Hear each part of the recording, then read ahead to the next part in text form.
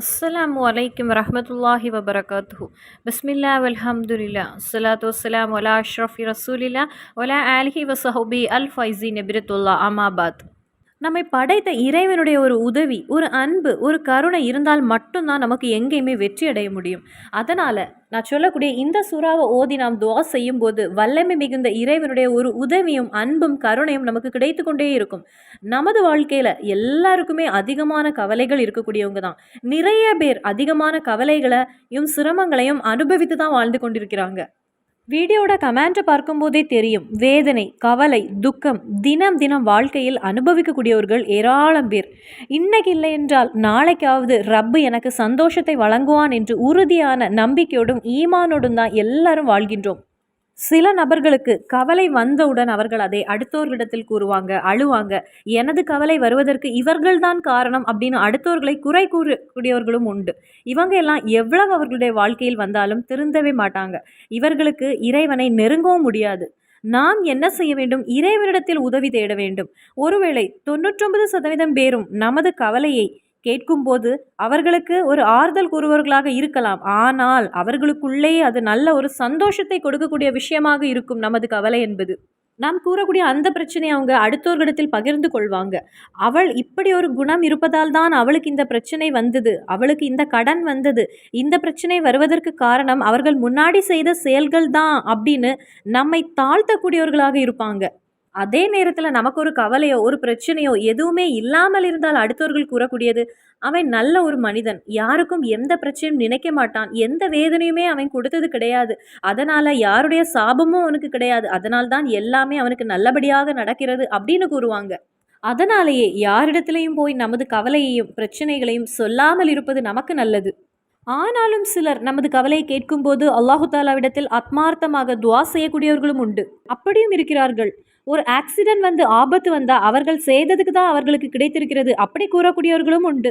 ஒரு வயதான காலத்தில் நோய் வந்தோடனே அவர்கள் நிறைய தீமைகள் செய்திருக்காங்க, அதனால தான் இறைவன் இப்படி கொடுத்து விட்டான் அப்படின்னு கூறுவாங்க.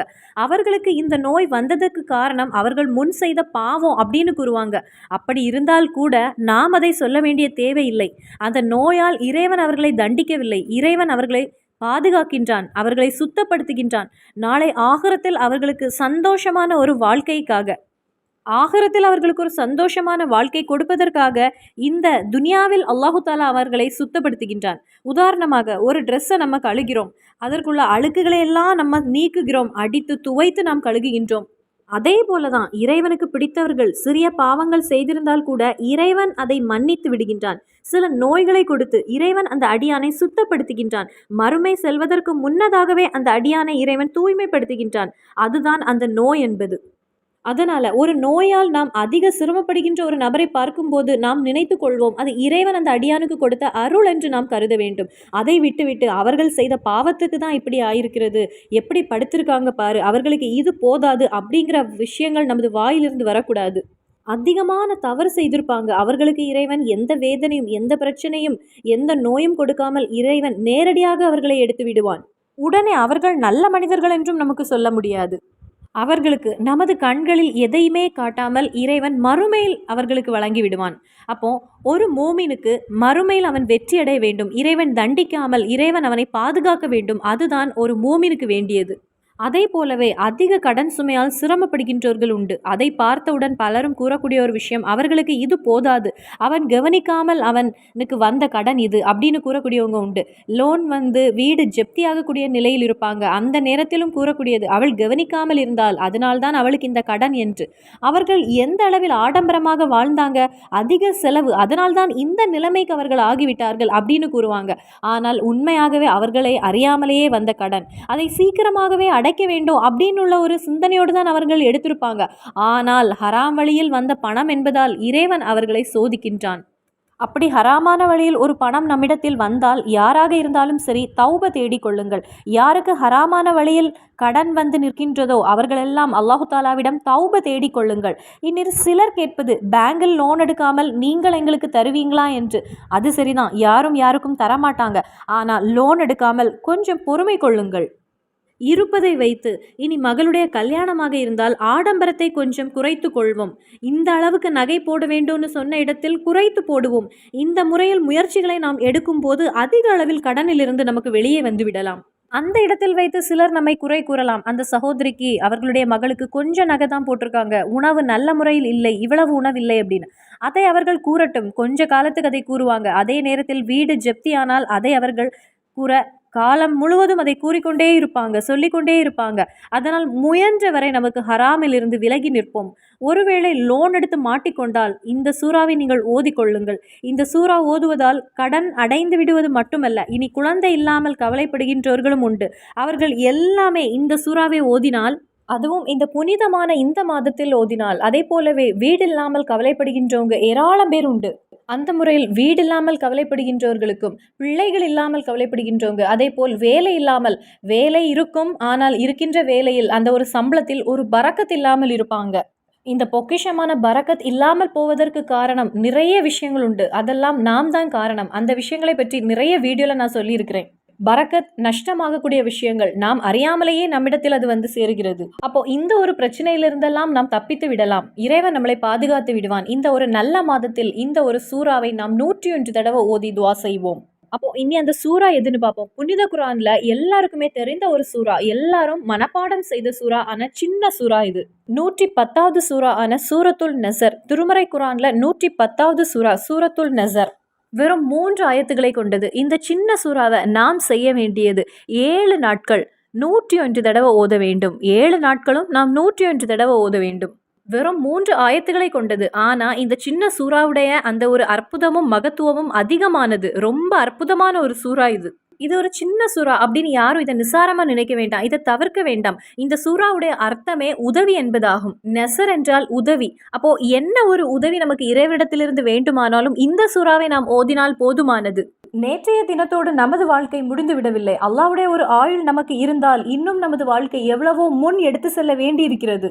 நமது முன்னாடி இருக்கக்கூடிய வாழ்க்கையில் எந்த ஒரு விஷயத்திலும் அல்லாஹு தாலாவிடத்தில் இருந்து ஒரு உதவி நமக்கு கிடைக்க தொடங்கும். அதே போலவே எவ்வளவு கவலையிலும் எவ்வளவு வேதனையோடு இருந்தாலும் அதெல்லாம் நீங்கி நமது வாழ்க்கையில் நல்ல சந்தோஷம் கிடைக்க தொடங்கும். இனி ஏதாவது ஒரு காரியத்திற்கு வேண்டி நான் தயாராகும் போது அந்த காரியங்கள் எல்லாம் ஏதாவது ஒரு தடை இருக்கும். அந்த தடைகள் எல்லாம் நீங்கி நமக்கு பூட்டி இருக்கக்கூடிய வாசல்களை அல்லாஹு தாலா திறந்து தருவான். எந்த ஒரு விஷயமானாலும் பூட்டி இருக்கக்கூடிய அந்த வாசல்கள் நமக்கு திறந்து கிடைக்கும். இனி ஏதாவது ஒரு தேவை இருந்தால், வீடு இல்லாமல் கஷ்டப்படுகின்றவர்களுக்கு ஃபஜ்ருடைய தொழுகை பிறகோ அல்லது மஹரிபுடைய தொழுகை பிறகோ ஏதாவது ஒரு ரூம்ல இருந்து ஆத்மார்த்தமாக அல்லாஹு தாலாவிடத்தில் 101 தடவை நெய்யத்து வைத்து நீங்கள் ஓதிக்கொள்ளுங்கள். 101 தடவை கண்ணீரோடு ஆத்மார்த்தமாக அழுது துவா செய்யுங்கள். அப்போ எதையும் நமக்கு நிறைவேற்றி எடுத்து விடக்கூடிய ஒரு மாதமாகும். இந்த ஒரு நல்ல மாதத்தில் 7 நாட்கள் தொடர்ந்து 101 தடவை இந்த சூறாவை ஆத்மார்த்தமாக ஓதி அல்லாஹு தாலாவிடத்தில் கேளுங்கள். இனி நாம் ஒரு நாளும் நடக்காது என்று தள்ளிவிட்ட காரியங்கள் கூட இந்த மாதத்தின் நல்ல ஒரு மாதத்தின் பரக்கத்து கொண்டும் இந்த உதவி என்கிற சூறாவின் பரக்கத்து கொண்டும் அந்த காரியங்கள் நமக்கு நடந்து கிடைக்கும். இன்னும் ஏராளமான மகத்துவங்கள் உண்டு. நாம் வீட்டில் இருந்து இறங்கும் போது, எந்த ஒரு பெரிய தேவைக்காக இறங்கும் போது அந்த காரியங்களை எல்லாம் அல்லாஹு தாலா எளிதாக நடத்தி தருவான். இந்த சூறாவை நாம் ஓதினால் இறைவனுடைய ஒரு காவல் நமக்கு கிடைக்கும். ஏதாவது ஒரு விஷயம் இனி நடக்குமா அப்படின்னு சந்தேகத்தோடு நீங்க இறங்கும் போது இந்த ஒரு சூறாவை 1, 3, 7 தடவை நீங்க ஓதிக்கொண்டு இறங்கும் போது இறைவனுடைய ஒரு உதவி அந்த காரியத்தில் கிடைக்க தொடங்கும். எல்லாரும் ஒரு தடவையாவது இது வாழ்க்கையில் வழக்கமாக்கிக் கொள்ளுங்கள். எந்த வேதனையாக இருந்தாலும் எந்த பிரச்சனையாக இருந்தாலும் அது நீங்கிவிடும். இதா ஜாஅ நஸ்ருல்லாஹி வல் ஃபத்ஹ் அப்படின்னு தொடங்கக்கூடிய அந்த சூறா தான் இது.